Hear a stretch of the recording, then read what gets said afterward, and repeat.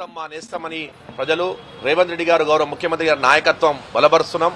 ఇలాంటి ప్రభుత్వం ఉండాలి, ఇలాంటి అభివృద్ధి కార్యక్రమాలు ఇంకా ముందుకు పోవాలంటే వాళ్ళకు ప్రోత్సహించాలంటే ఈ ఉప ఎన్నికల్లో తప్పకుండా నవీన్ యాదవ్ గారు కాంగ్రెస్ పార్టీ అభ్యర్థిని గెలిపిస్తామని చెప్పి భారీ మేర గెలిపించడం జరిగింది.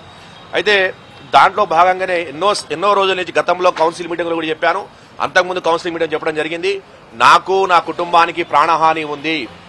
ఒకే స్వర్గీయ మాగంటి గోపీనాథ్ ఎమ్మెల్యే గారు చనిపోయినప్పటికీ బీఆర్ఎస్ పార్టీలో కొంతమంది నాయకులు నా హత్యకు కుట్రమంటున్నారు అని చెప్పి ఆ రోజు పోయినసారి కౌన్సిల్ మీటింగ్ కన్నా ముందు అంతకన్నా ముందు కౌన్సిల్ మీటింగ్ చెప్పడం జరిగింది.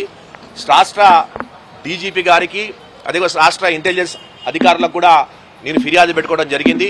ఎందుకంటే మా బోర్రబండ డివిజను ప్రాంతం మొత్తం కూడా ఎక్కువగా అన్సోషల్ ఎలిమెంట్స్ ఎక్కువగా ఉండే ప్రాంతం, అక్కడ ఇబ్బందికరంగా ఉందని చెప్పి ఎన్నోసార్లు అర్జీ పెట్టుకోవడం జరిగింది.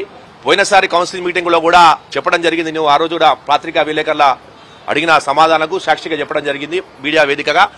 నా ప్రాణానికి హాని ఉంది, బోరబండ డివిజన్లో అన్సోషల్ ఎలిమెంట్స్ ఉన్నారు, ఒక కుట్ర కుతంత్రం జరుగుతుంది, వెంటనే నాకు భద్రత కల్పించాలి, వెంటనే నా కుటుంబాన్ని భద్రత కల్పించాలి అని చెప్పి ఆ రోజు కూడా చెప్పడం జరిగింది. ఈ రోజు కూడా ఒక 19/11/2025 మొన్న 19వ తారీఖున ఈ నెల 19వ తారీఖున మా ఇంటికి, ఎందుకంటే అక్కడ బోరబండలో ఎన్నో బీఆర్ఎస్ పార్టీ నాయకులు కుట్ర కుతంత్రాలు చేసి, ఎందుకంటే ఆ పార్టీకి వచ్చారు కాబట్టి బెదిరింపుల పాల్పడి ఎన్నో కుట్ర కుతంత్రాలు చేసినప్పటికీ కూడా భయపడకుండా